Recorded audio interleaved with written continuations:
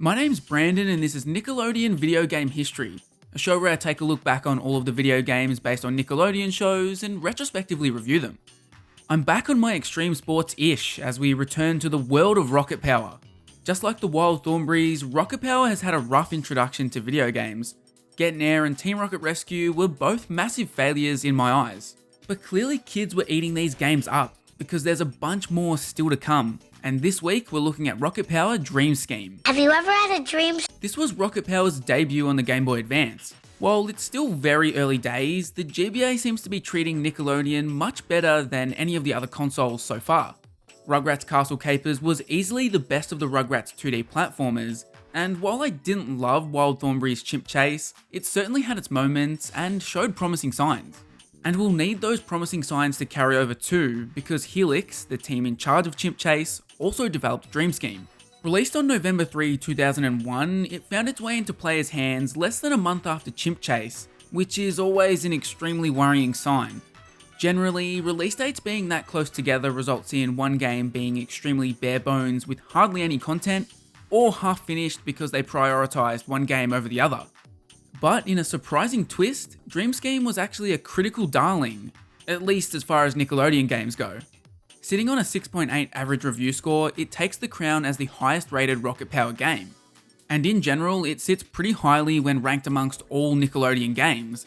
When it came to Cartoon Network games, ranking highly didn't really mean much because almost every Cartoon Network game was slammed by critics.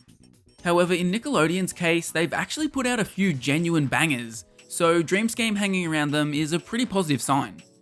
A decent Rocket Power game feels like it should be a straightforward task. Hopefully Helix have finally delivered on that here.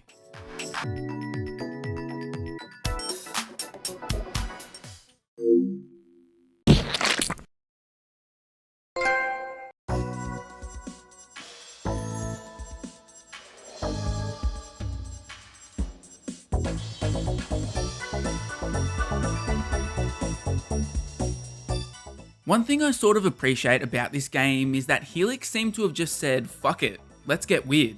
Concocting a story for a Rocket Power game seems like it would be tough.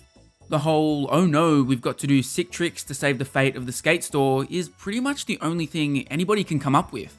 To skirt around this, Helix go full weird, and I genuinely love it.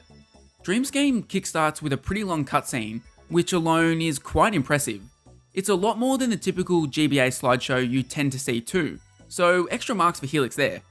Even better is that the story is about Otto eating too many hot wings, going to sleep, and having a bizarre nightmare.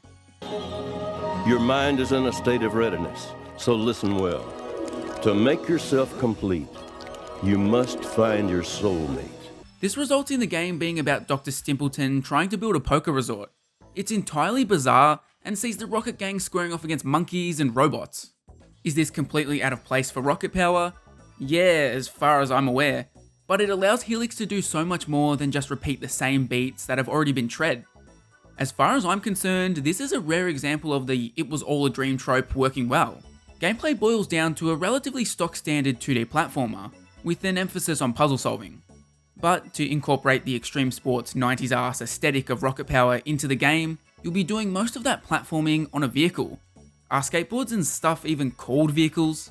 Initially, you have access to a skateboard and rollerblades, as well as the choice to walk along like a sad sack. Let's laugh at him!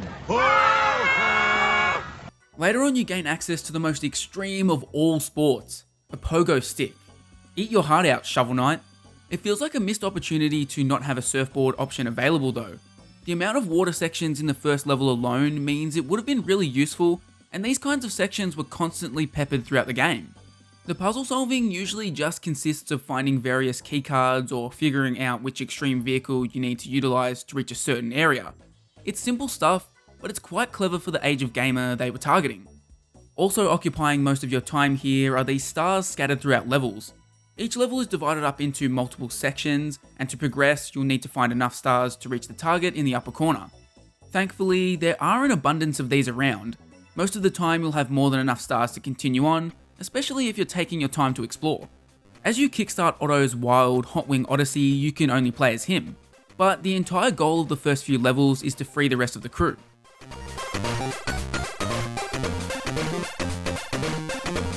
Rather than being basic palette swaps or having very simple differences between characters like jumps higher or moves faster, every character comes complete with a full stats layout.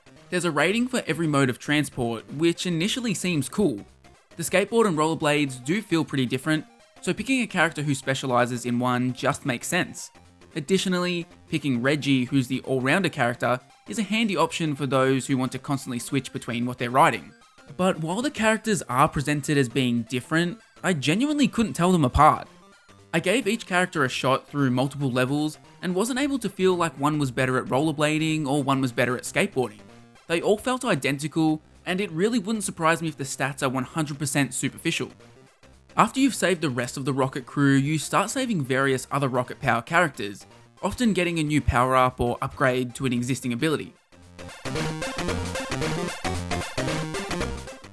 This is where you get your all-important pogo stick, as well as things like a hockey slapshot that allows you to dispatch enemies in a way other than pounding on their heads.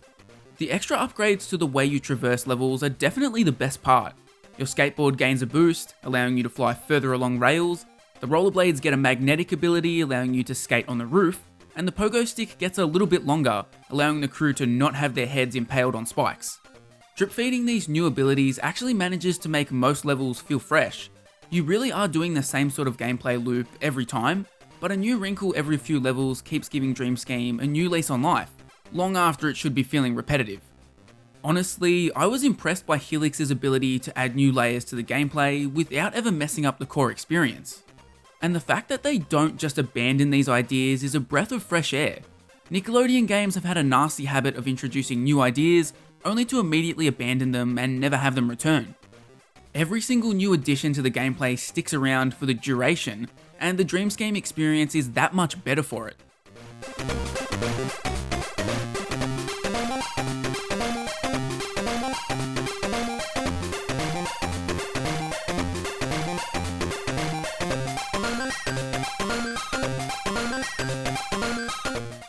It's just occurred to me that I haven't really mentioned the way the game controls, a pretty crucial part of a platformer. Dream Scheme is solid in this department, but it takes some getting used to. The skateboard and rollerblades control like, you guessed it, a skateboard and rollerblades. It'll probably take you a moment or two to adjust to that fact. To be frank, I could see this turning a lot of players off at the start. I managed to get the hang of it eventually and completed all but the absolute toughest platforming challenges with the rollerblades on. But there is a feeling out process that many people may not want to stick it out through. And there's a few other negatives in this package that will hurt your enjoyment. Nothing absolutely game destroying in my opinion, but they're moments that hold it back from reaching legitimately really good game status. I think my biggest issue is the massive nosedive the gameplay takes after you finish the first section of levels. Once you start going through the lab areas, the gameplay loop kinda goes off the rails. It's hard to explain, but the way levels are put together and the things they make you do feel very clunky and outside of the game's wheelhouse. Ultimately, I'd chalk it up to being an unsuccessful attempt to spice up the formula. You're also going through a lot of reused environments here, which certainly doesn't help. Another one of my big gripes with the game was starting you with 2 bits of health. After finding upgrades, you can have a maximum health of 4, and so many times I ended levels with a completely filled health bar. Then smash cut to the next level where all of a sudden I have half the health. It's just an annoying little quirk that pissed me off every time, no matter how often it happened. Depending on the player, the length might also be an issue. It took me like 4 hours to complete Dream Scheme, which might actually make it the longest Nickelodeon game so far. I'd be lying if I said that final hour wasn't starting to drag on. It straddles the border of being far too long. Either way, Dream Scheme definitely lines up with my every game should be 25% shorter take. Seriously, every damn game is like 25% filler that if you lopped it off, nothing of importance would be lost. And then the cherry on top is the anticlimactic final level. I was genuinely baffled that it was the end of the game. It's so ho-hum that when it jumped to a cutscene announcing the day had been saved, I almost fell out of my chair. It's an unfitting way for Dream Scheme to conclude after a journey that was completely enjoyable more often than not.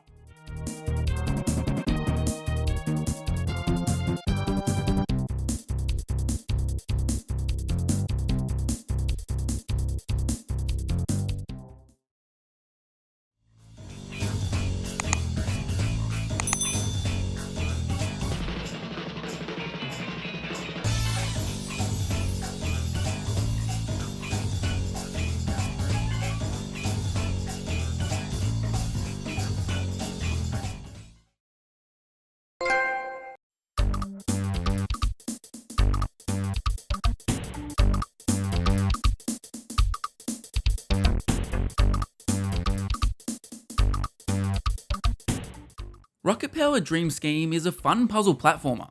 Helix deciding to go as weird as possible for the game premise really paid off. This is a unique setup for Rocket Power, and it actually manages to incorporate the extreme sports stuff in a really clever way. It's flawed, as most licensed games are, but so many fundamental areas are nailed and the negatives that linger are pretty minor, all things considered. As far as I'm concerned, this could be the best Nickelodeon game released so far. I think Nickelodeon Kart Racers 2 is a superior game, but in terms of games released up until 2001, Dream Scheme is probably the winner. Hopefully Nickelodeon video game history can jump onto a bit of a hot streak next week as we return to SpongeBob. Super Sponge was the first SpongeBob home console game, releasing on both the PS1 and GBA. As far as I can tell, these versions are basically the same, except for the PS1 version having flashier graphics. Because of that, I think I'll just be playing the home console version, but if I'm missing something, please let me know.